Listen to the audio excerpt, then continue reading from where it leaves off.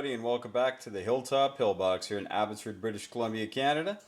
And I had a few requests, new mouth, recently for Axis and Allies Pacific. Of course, it's going to be a solo game today. Kind of short notice, just got back from holidays, which are really good. And we're not able to get anybody by on short notice. So we're just going to play by ourselves here.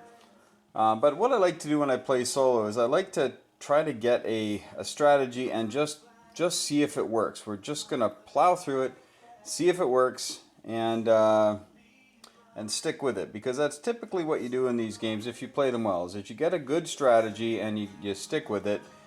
Dice be darned, you know, when they get a little cold on you and don't work, well, you just go for it and see. Now sometimes you do have to change, I'll give you that. But in this game here, this is a pretty, well, it's a single theater, right?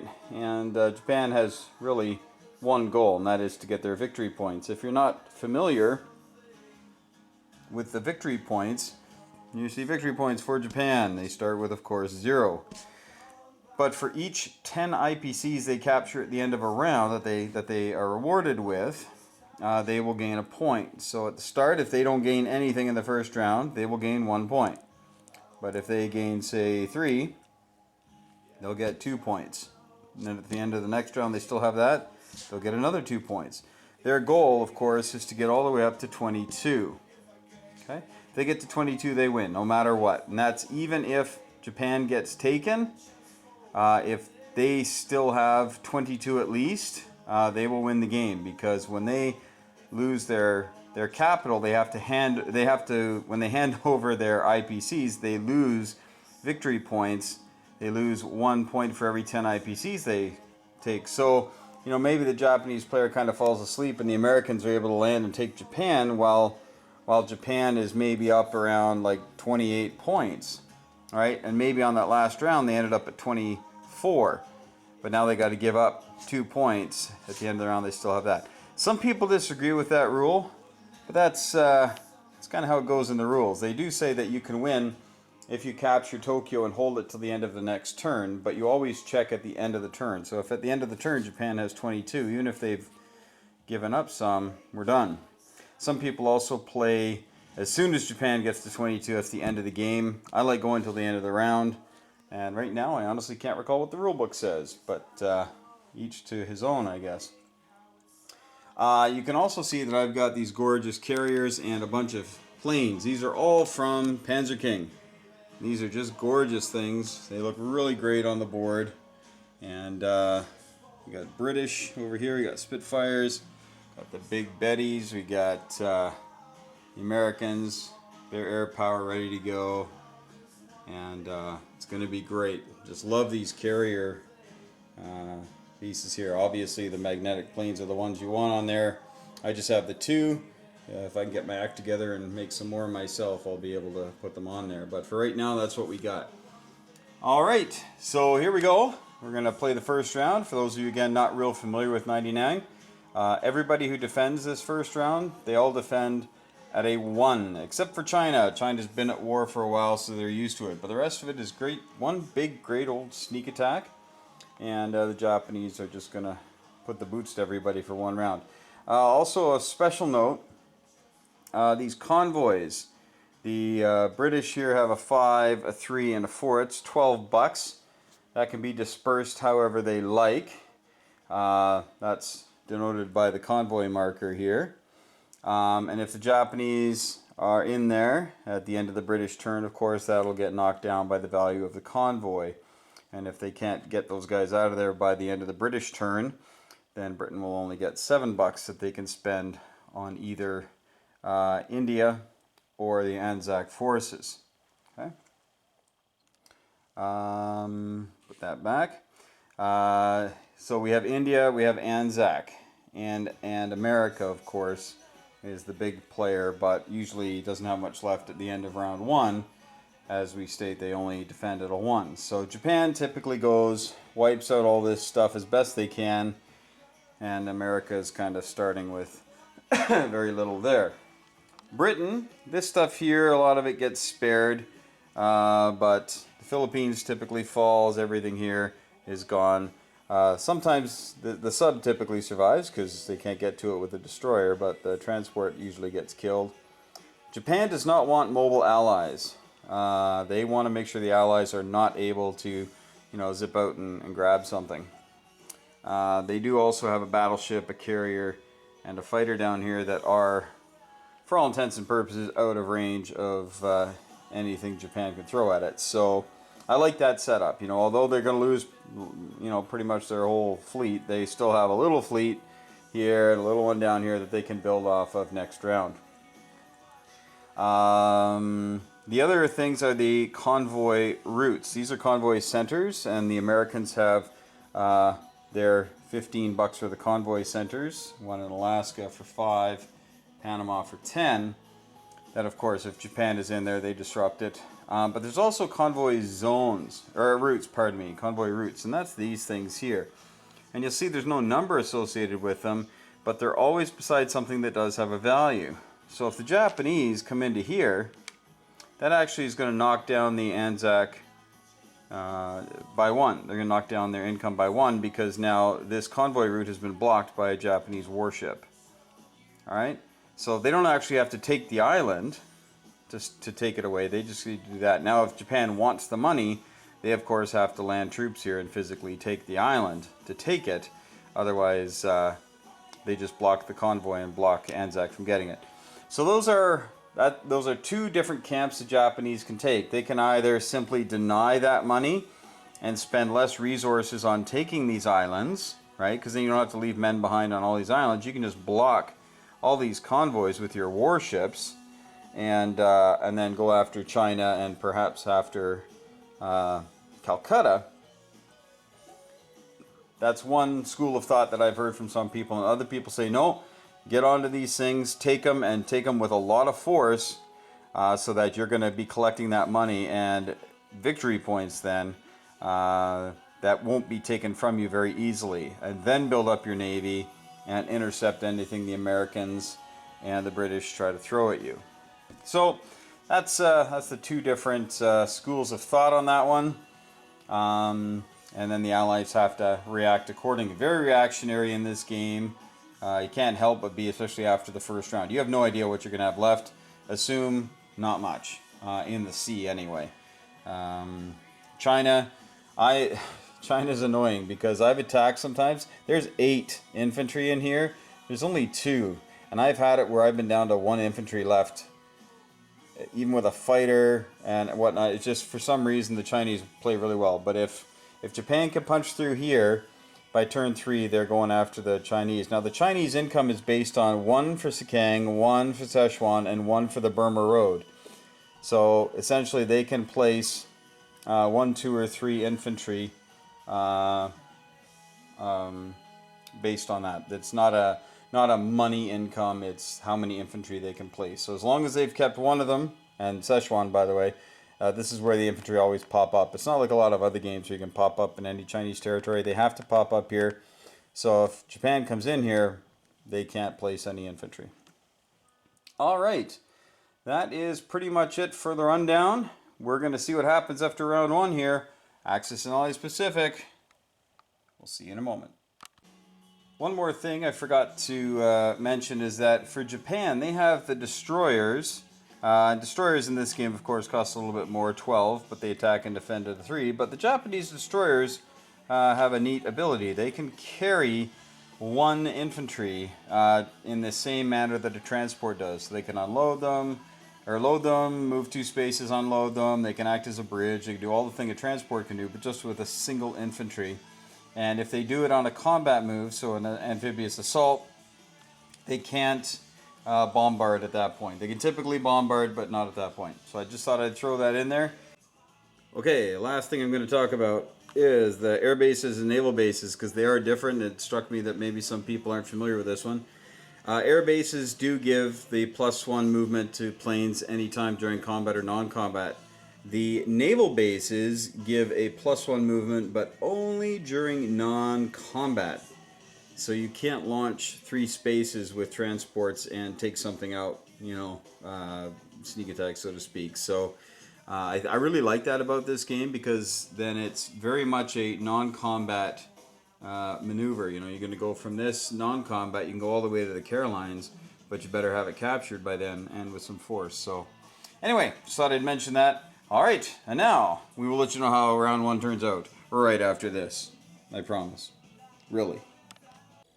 All right, turn one is in the books, and my, what a mess. Good night. The Japanese had some real successes, and but the Allies, they did all right. They did all right. We're gonna talk about it here just for a second. So in China, I think I mentioned earlier, eventually had 8 infantry. They only have 6. 8 are in Japan.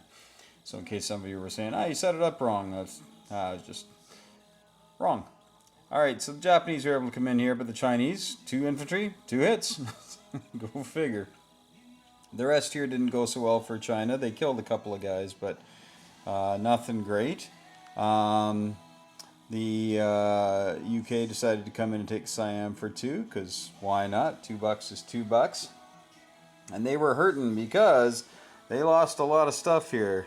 Well, the Anzac lost Java.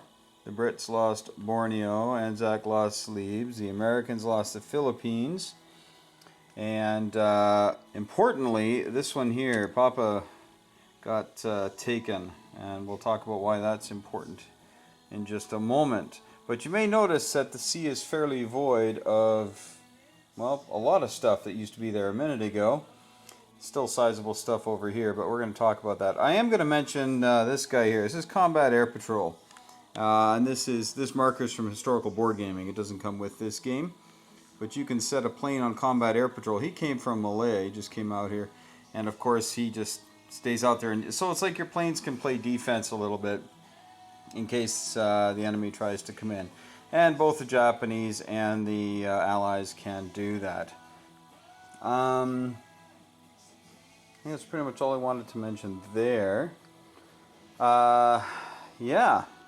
So down here you see a lone American carrier. Well, the Japanese came down from the Caroline Islands with pretty much their whole fleet and landed in Papua and took it easily and suffered no losses, of course. But then they were left here. So the small fleet from here came out as well as the fighter came out and attacked the Japanese fleet and inflicted some damage, but there was still a battleship and a destroyer left at the end. So then the Americans came over here from 11 to attack and ended up with just an empty carrier by the end of it, which will likely die a horrible death. Although carriers in this game, here's something that's I had actually forgotten until I checked the board here. Carriers defended a 3.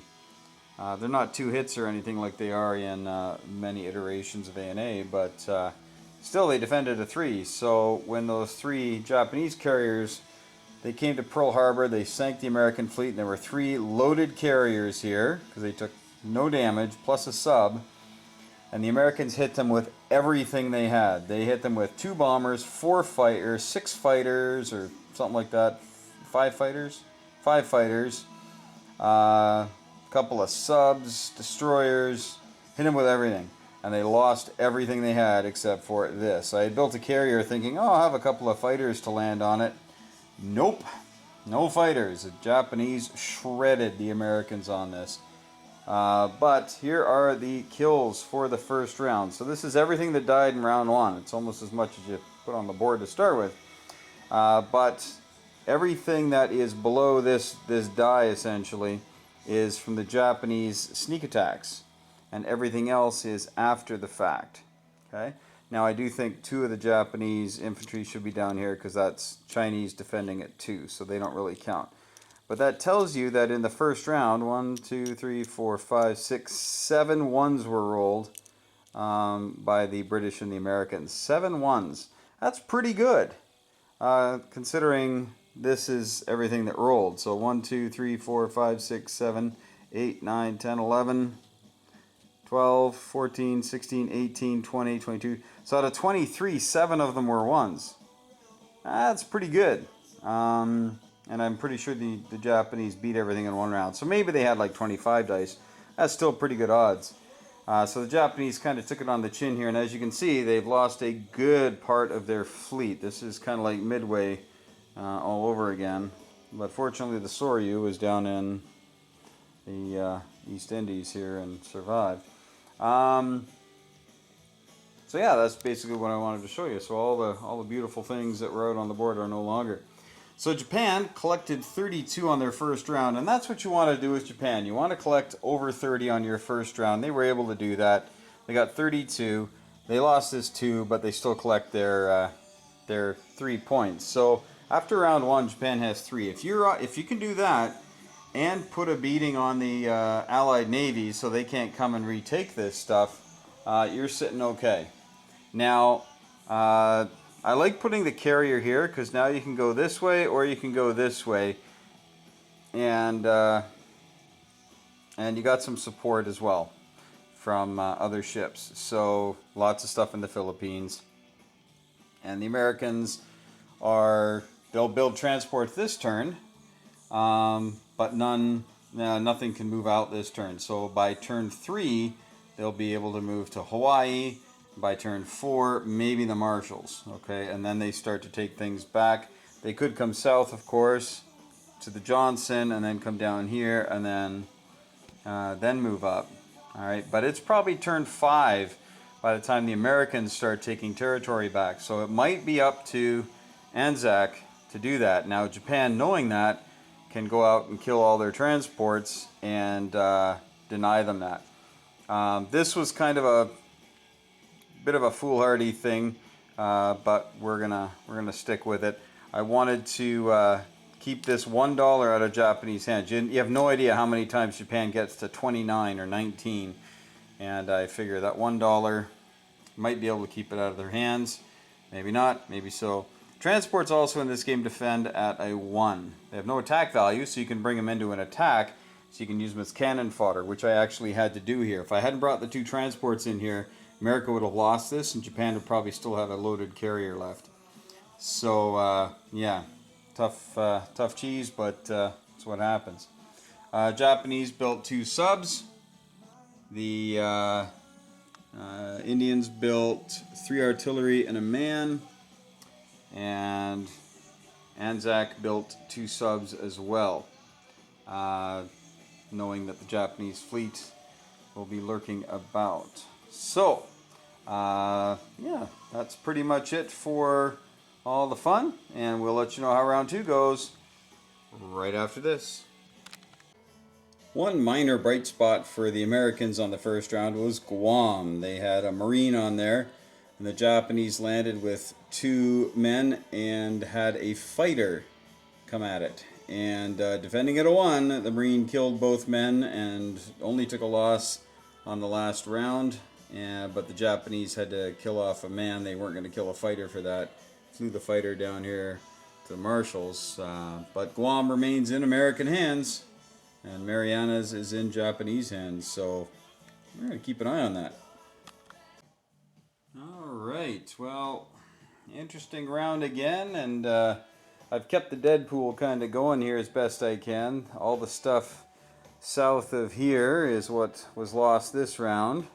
So, although America had a horrific first round, did all right there. I've had to take a few things out of here and here. Well, out of the British especially, because I didn't have enough sculpts. But they had a bit of a nasty round themselves. But as you can see, the Japanese lost a few things as well. We'll get into that now. So America pulled back here, built 5 transports and a bunch of guys and a fighter, and they're ready to go, loaded up for bear now. And we'll see how that transpires. And you can see the rest of the Pacific is looking pretty Pacific, as it were. You ever realize that? Pacific means calm? Yeah. Oops. Yeah, so the Anzac just built a transport down here. They were able to get rid of the nasty stuff that was here. Back and forth when the Americans lost their carrier to sub and a destroyer and didn't get a hit back. And then the Anzac had to come out, and they ended up losing 2 subs and a plane to kill those 2 things. So that kind of stinks. And then they brought their plane over here. Americans brought a bomber over here just to, who knows, they might be able to pick some stuff off. But remember, transports are not defenseless in this game, as we have learned the hard way with some of the different things we've done. Britain came down here. There's really nothing for it, really. If they'd come up here, they die. They go here, they die. They come back here, they're out of the game. Nothing to do. So we're going to come down here. We're a nice big juicy target for the Japanese. We'll see if they take the bait, and it might pull them away from the stuff they need. They already got this, so it's not like we're going to be hurting ourselves by going down there. So we'll see. Sumatra is still in our hands for the Allies, but it's likely going to fall this round. Malaya fell, Siam fell, Yunnan actually fell, and then the British took it back. And there's a little bit of sad news. The Flying Tigers lost their fighter. They sent 4 guys in the fighter into Kwangsi, and on the second round, the remaining 3 Japanese all got hits and destroyed all 3 Chinese that were remaining. So that was downright tragic. British built a bunch of men and some artillery and reinforced Burma. But the Japanese just have so much air power here. It's ridiculous. As they are in all these games. They have a lot of air power. But in this game, they also have a lot of ground units, right? They've got a bunch of guys there. They got a few up there. They got a bunch there. They got a whole bunch of transports to move all their fresh troops. So... but again, the clock is ticking against the Japanese because in a couple of non-com moves, those guys are going to be over here taking back stuff. So they do have to be somewhat careful, but we'll see. They got a lot of cash, made 36 this last round. So they're well loaded up to start building some more warships if they wanted to, just to send a message. But we'll see if the British can stem the tide, stop the Japanese expansion here on turn 3. See what they can do. Alright, turn 3's in the books. Turn 4 about to happen. The Pacific remains fairly Pacific, although there was a bit of a skirmish down here. Anzac was able to wrest control away of Papua from the Japanese. And the Japanese had even flown a couple of fighters down from Marshall Islands. But the Anzac were able to bring up 4 men from here and bring in 4 units there, plus the fighter, and that was enough. So Japanese are down a couple fighters there, which they will be able to afford. I'll show you why in just a second. The British fleet came down here, as you know, and died. Rolled horribly for them, didn't even scratch the paint on the Japanese. So lost a carrier, a battleship, and a fighter in 2 rounds of combat, and got 2 hits, but tip. And as you know, at the end of the battle, well, in phase 6 I think it is, they just get righted again. So only got 2 hits, rolling a 3 and 3 4s. What can you do? The Japanese were able to take Sumatra, and they've marshaled a lot of their transport fleet here. They're still 2 turns away from Calcutta, so that's not really an issue. But the British plane on combat air patrol died a horrible death. Or was that last round? That could have been last round. That was last round. Japanese, of course, have bulked up a bunch here. Big battle. Yunnan, the British came down into French Indochina with 4 infantry and an artillery. And just thought, you know what, can we get into these planes? And they couldn't. They killed a tank and a man, but that was it. Could not get into the planes, and they all died on the first round. As we know, the Chinese are here struggling. They had 3 men in here, and the Japanese came in, and they had 2 bombers from French Indochina fly up, and yeah, it was pretty nasty. They got destroyed, so the Chinese are down quite a bit here. But beyond that, I think that's pretty much everything. The Japanese did build fleet stuff here. Destroyer and a couple of subs and a fighter. I realized that the Americans with their other fleet could go 1, 2, 3 on their non-combat and be within striking distance of Japan. But then, because I thought of that, the Japanese thought, well, if they go up there, we'll just build a bunch of men, and their attack force will be null and void. We'll put up a couple of blockers. You know, it's just there's just no way for them to come through very easily. Plus the kamikazes. So I figured that pretty much kiboshed a northerly route. So the Americans came down here.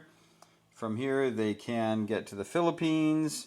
They can also, on a non-combat, of course, because they do have a port here in New Caledonia, the Hebrides, and they can reach up, come to New Britain, and then have 3 from New Britain as well next round. So the Japanese battleships are way out of position here, but probably worth it to get rid of that British fleet. No more British fleet here.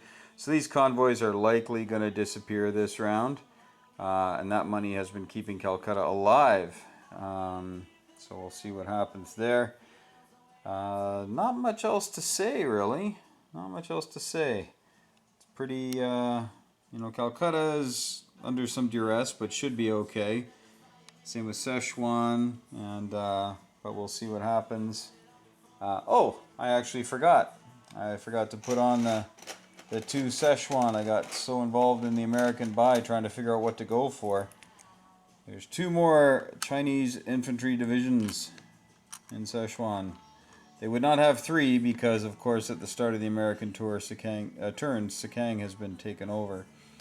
So now they have 9 units and the anti-aircraft gun in case the Japanese bring air power, which they are wanted to do. So we'll see what happens though on turn 4. Japanese are looking really strong here. I think it's going to be tough to stop them. We'll come over here. You can see the dead pile again, and the British have been losing more than the Japanese even after the first round. So that doesn't bode well for them. Also, the Japanese collected 40 last round, which gave them 4 points. So they're already up to 10 in 3 rounds. So it's looking pretty, not impossible, but unlikely that the Allies are going to be able to get over here in time. That first battle, and the fact I didn't build any transports, which may have been a problem, but had I built transports, it's unlikely they could have dealt with some of the other stuff. So, you never know. Can't second guess though. You just go forward and see what happens here on round 4. Alright, turn 5 is right around the corner, and a few interesting things here have happened. The Americans sent their fleet out just a little ways here to Midway, and the fleet that was down here in New Hebrides did a non-com up to the Caroline. Now why? Well, because the Anzac were able to capture the Caroline on their turn, so now it's a non-com move up to the Caroline instead of an attack. So everything's there. Now, this is a big gamble, because the Japanese planted their fleet here. So they got 3 destroyers, 4 subs, and 2 battle wagons, along with another sub, destroyer, and a bomber that can reach. And I think these 2 bombers over here can reach as well. So this might not be long for this world, although all of those transports can be taken as casualties, which allows the 2 fighters at 4, the battleship at 4, the 2 destroyers at 3, and then all the transports are shooting back at 1. So there's quite a bit of defense there, and they have some longevity. Plus, there's nothing for it, because the Japanese, once again, gained 40 points and went up to 14. So 2 more turns like that, and it's game over. So there's no farting around anymore. Now the Japanese are down 1 because of something that went on in China. Okay, so, and this was a poor strategic move by myself. So I took all the stuff in Siam and I just went in to here to the Shan State, figuring that the big stack in Kwai Chao, along with the smaller stack in Sikang, plus the 6 fighters and 2 bombers from French Indochina would take Szechuan, because there were only, as you know, 9 guys sitting there. Okay, so the anti-aircraft on their defense roll, they can shoot once at each plane, and they got, out of 8 shots, got 4 hits. So 4 Japanese fighters went down to the bottom. And after that, it was just a gong show. The Japanese could not get hits for much, and as you can see, there was 1 infantry left at the end of the battle, and then this This round they were able to put 2 on because the road was open and Szechuan, of course, was still there, so they could put 2 on. Unbelievable turn of events. It also knocked the Japanese down to 39. Now, obviously, they can take Burma with a tank and be right back up to 40, but they've also got this to deal with. So, if they're unable to deal with this, they're going to see their economy start to erode, and if the Anglo-Americans can get them down into the 20s, now you got a shot at victory. The Americans went with some air power in that it is speedy quick, but also built a destroyer and a transport with a couple of guys just to maybe do some mopping up. But it's all about the speed now. It's a big old race. A race to 22, and they're at 14 already. So, and this turn, they will be at 18. There's no stopping them because they've got 39 IPCs right now. But the Japanese do have to be careful. If they come into here and have horrible rolling, there's a chance for the Allies. So we'll see what happens on turn 5. This game's going quickly, and we'll see. Looks like Calcutta's going to hold out. They've got a lot of stuff there, a lot more than the Japanese have now, because the Japanese lost, must have been about 10 or a dozen ground units, plus the 4 fighters. So that was just ugly for them. We'll let you know what goes on round 5 right away. Yes, you probably recognize the music. Raise Your Hands by Bon Jovi. Made famous by Spaceballs. But anyway, round 5. What a difference a turn makes. Although I still think Japan's got this one in the bag. We'll show you what's been going on here. So the Carolines, we had a big American fleet there, and the Japanese attacked it with everything. And you want to talk about a disaster? Well, you can see the after effects. So the Japanese came in. They had 3 bombers, 5 subs, 4 destroyers, and 2 battleships. First round, 3 hits. Second round, 4 hits. And by then, they had lost everything except the bombers and the battleships. So the battleships backed up to here, and the bombers landed here on Palau. Okay, so no problem. They still got a blocking force here, and they got some stretch. Well, then the 2 Spitfires here in Dutch New Guinea went 1 to attack the battleship and brought 1 transport over as well as cannon fodder. And those 2 fighters sank those 2 battleships, and they got 3 hits against them, so the transport and the 2 fighters. But the 2 fighters each got 2 hits and kablamo on both rounds and destroyed all of the Japanese battleships. Then they came up here with their other one and went into Ryukyu Island and took that for $1, which knocked the Japanese down.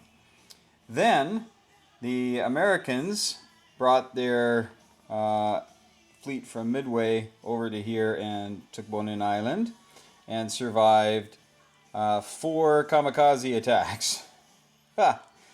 Yeah. And then the remaining Americans, they lost 2 transports here, and came across and took out the Philippines. So it was this was just a total disaster for Japan.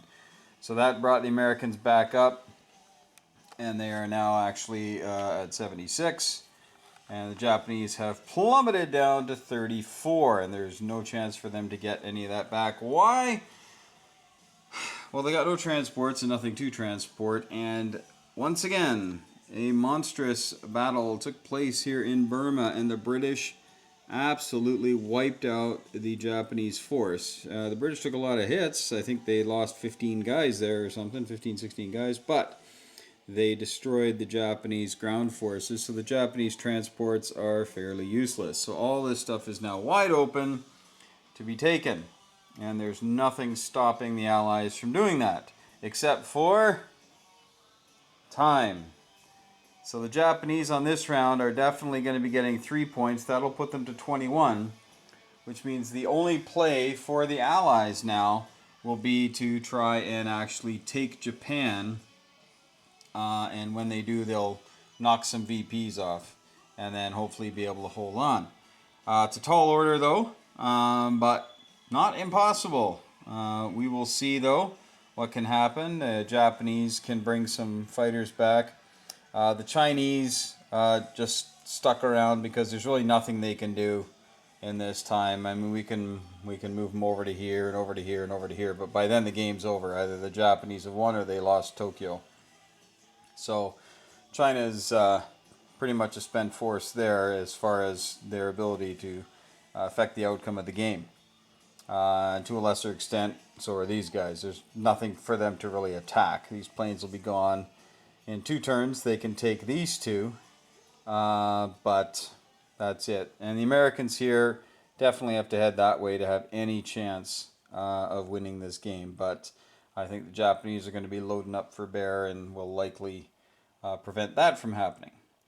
But stranger things have happened, as we just saw. And there's lots of American air power here, although doesn't have the ability to get to Tokyo as far as the fighters go. But hey, I will play out round 6 here. We'll see what we see. Should be an exciting ending. Well, that says it all. This is not meant to be there, by the way. That's there. Yeah, Japanese were just able to load up. They built 14 infantry for the 42 bucks they had, and they flew a couple of planes back from French Indochina. And that was that. So the British came over to Shantung, actually defeated that force there. And the Americans came over here. They lost their transports here to the Japanese Navy. And then when the transports came into Japan, the remaining 2, there were 3 transports and 2 of them got hits. So that was that. And there was only 1 transport left. So wasn't even worth rolling out. That's pretty much it. That's everything, actually. So the Japanese are going to be collecting, and there's just not enough stuff left here for the Japanese to fear losing. Now, as you can see, if this were a regular game, Japan is dead, right?